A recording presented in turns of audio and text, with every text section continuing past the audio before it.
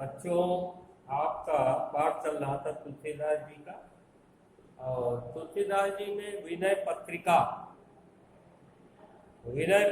उनकी एक रचना है जो ब्रज भाषा में लिखी गई है। उसमें 4 छंद हैं और ये अंतिम 2 छंद हैं, इसमें रह गए हैं। इसके बाद तुलसीदास जी का पाठ समाप्त हो जाएगा। तो 1 2 3 4 छंद है। 4 छंद में 2 छंद आपको कल बताए गए।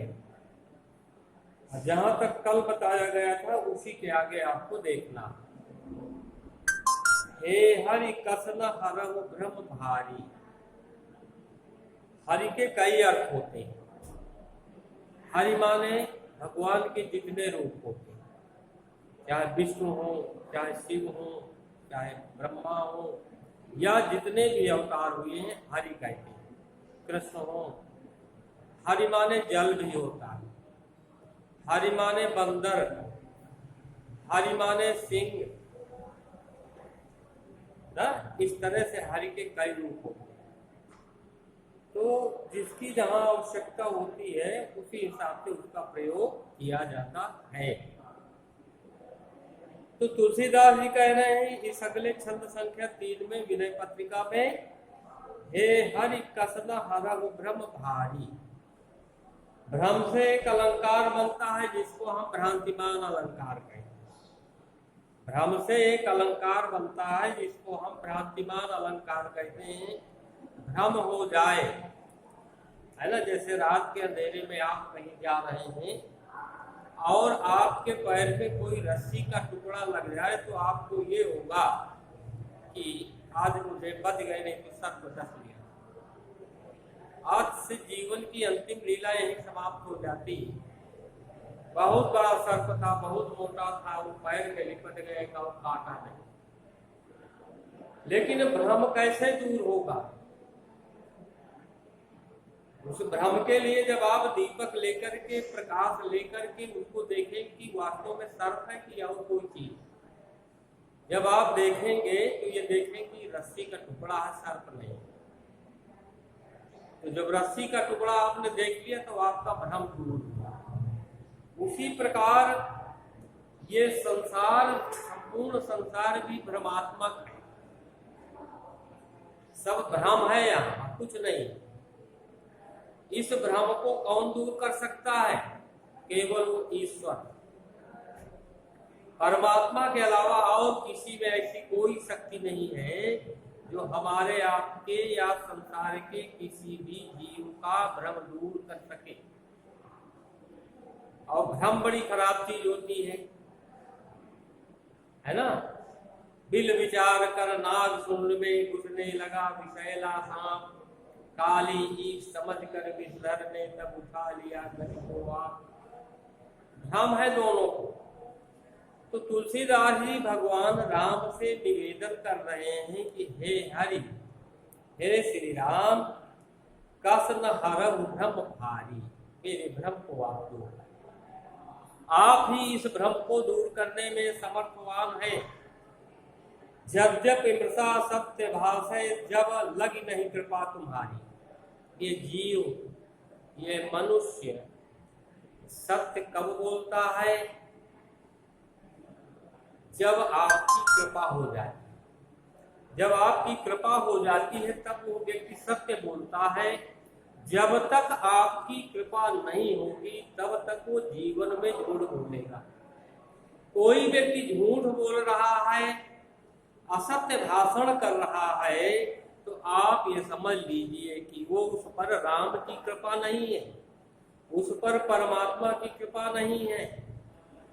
जब परमात्मा की, राम की कृपा उस पर हो जाएगी तो वो सत्य बोलना प्रारंभ कर देगा, वो झूठ भाषण नहीं करेगा। अर्थ अविद्यमान जानिए संस्कृत नहीं जाई गोसाई। अर्थ, धन, धन को जानते हैं। आजकल कहते हैं बिना धन के कोई काम नहीं चलता। बिना धन के बिना अर्थ के कोई काम नहीं चलता। बात सही है, संसार है, पैसा आगे आगे चलता है, उसके पीछे आदमी चलता है। बिना पैसे के कोई अस्पताल जाना है तो वहां पैसा लगेगा, कचहरी जाना है वहां पैसा लगेगा, है ना। इस तरह से आपको पढ़ाई के लिए वहां पैसा लगेगा, कपड़े खरीदना है पैसा लगेगा, सब्जी लेने जाना है पैसा लगेगा, भोजन की व्यवस्था करनी है पैसा बन लगेगा, रहने की व्यवस्था करनी है मकान के लिए पैसा लगेगा। पैसा क्या है? अर्थ है। अर्थ क्या है? धन है, रुपया पैसा सोना चांदी, यही अर्थ। अविद्यमान जालिय संस्कृत नहीं जाएगा। हे गोसाई, ये संसार जो स्थिर नहीं है, जो अर्थ हमारे साथ जाएगा नहीं, उसी को सब लोग मानते हैं कि धन सब कुछ है। बिन बांधे निज हठ सठ परबस परेव कीर की नाई। सठ माने होता है मोह,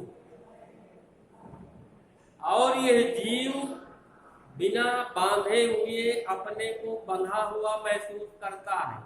जैसे एक तोते को पिंजड़े में बंद कर दो, उसी प्रकार यह जीव इतना मूर्ख है, परबस पराय वस्तु। सपने व्याधि विविध बाधा भई मृत्यु निकट उपस्थित आई।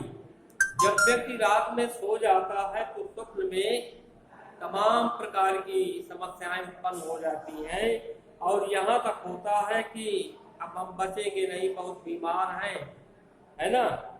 वैद्य अनेक उपाय कर रहे, डॉक्टर वैद्य इलाज कर रहे हैं, बचना मुश्किल है, लेकिन वो दुख कब दूर होता है? जागे बिन पीर न जाए। वो दुख जब आप जगेंगे तभी वो दुख देखे, क्योंकि आप तो स्वप्न देख रहे थे ना। तो संसार स्वप्नवत है भाई, कहने का मतलब। श्रुति गुरु साधु सुमृति सम्मत यहाँ दृश्य सदा दुखकारी। श्रुतियां, गुरु, साधु और संसार के जो अच्छी लोग बात करते हैं, इसको देखने में, सुनने में, पढ़ने में दुख प्रकट होता है। तेहि बिन तजे भजे बिन रघुपति विपत्ति सकै को टारी। तेहि बिन तजे, ये माया मोह का बंधन छोड़ करके, त्याग करके, श्री राम का भजन करके करना पड़ेगा, तभी हमारी मुसीबत से छुटकारा हो सकेगा। विपत्ति को टालने वाला केवल श्री राम है, और कोई। बहुपाय संसार दनल कहा विमल गिरा दिगाव है। श्रुतियां जो है अपनी अमृत मई वाणी से संसार से मोक्ष पाने के लिए अनेक प्रकार के उपाय बता रही है, लेकिन तुलसीदास जी कहते हैं कि मैं मोर गए बिन ये सुख कबहू न पावे। जब तक व्यक्ति के अंदर से अहंकार नहीं समाप्त हो जाएगा, तब तक उसको जीवन में कभी सुख नहीं मिलेगा। समझ में आया? अब इसके बाद अगला छंद है, अंतिम, इंपॉर्टेंट भी है। अबलव नसानी अबना नसई। तुलसीदास जी कहते हैं अभी तक जो मेरा जीवन नष्ट हुआ, तो नष्ट हुआ, लेकिन अब अपने जीवन को मैं नष्ट नहीं होने दूंगा। राम कृपा भव निशा सिरानी जागे फिर न दसई हो। क्यों? अब राम की कृपा हो गई। मोह हव निशा, मोह रूपी रात्रि जो है सिरानी बीत गई, समाप्त हो गई। मोह रूपी रात समाप्त हो गई है, जागे फिर न दसई हो। मैं सावधान हो गया हूँ, जग गया हूँ, मोह रूपी रात्रि से बाहर आ गया हूँ, अब मुझको ये डसने नहीं पाएंगे। क्यों? राम की कृपा हो गई है, अभी तक राम की कृपा नहीं थी। पायो नाम चार चिंतामणि उर करते लख सही। अब मुझे सुमिरन करने के लिए, चिंतन करने के लिए एक सुंदर मणि मिल गई है, जिसका मैं उर कर हृदय से और हाथ से उसको खिसकने नहीं दूंगा, यानी राम राम कहूंगा, ये मुझे मणि मिल गई है। श्याम रूप सुचि रुचिर कसौटी। भगवान कृष्ण, भगवान राम सांवले थे, तो भगवान राम के जो श्याम रूप है वो बहुत पवित्र है, रुचिकर है, उसकी मैं कसौटी कसूंगा। चित कंचन ही कसई हो। जैसे सोना कसता है ना जौहरी सोना, उसी प्रकार अपने हृदय से उसको मैं कसूंगा। चित कंचन ही कसई, पर्वत जान हसे इन इंद्र निज बस है न हसै। अभी तक मैं इन इंद्रियों के बस में था, तो संसार में मेरा उपहास होता था। अब मैंने उन 10 इंद्रियों को अपने बस में कर लिया है, तो अब इनको संसार को हंसने का मौका नहीं मिलेगा। मन मधुकर पनकर तुलसी रघुपति पद कमल बसाई हूँ। इस मन को अपने, तुलसीदास जी कहते हैं, मैं भंवरा बनाऊंगा और श्री रघुपति के, श्री राम के चरण कमलों में इस मन रूपी भंवरे को उसी में बैठा दूंगा। उसी में रसास्वादन रसपान करेगा, वही आनंद की अनुभूति करेगा। ये तुलसीदास जी बता रहे हैं। तो ये बच्चों, आपका तुलसीदास जी का पाठ जो है ये समाप्त हो गया। अब अगला पाठ जो होगा वो, इसकी इमेज आपको बहुत पहले भेजी जा चुकी है। अगला पाठ केवल एक ही बच रहा है, बिहारी है नहीं। महाकवि भूषण। अभी महाकवि भूषण के विषय में हम फिर बाद में चर्चा करेंगे। आज यहीं तक, अगले वीडियो का इंतजार कीजिए। तब तक के लिए धन्यवाद।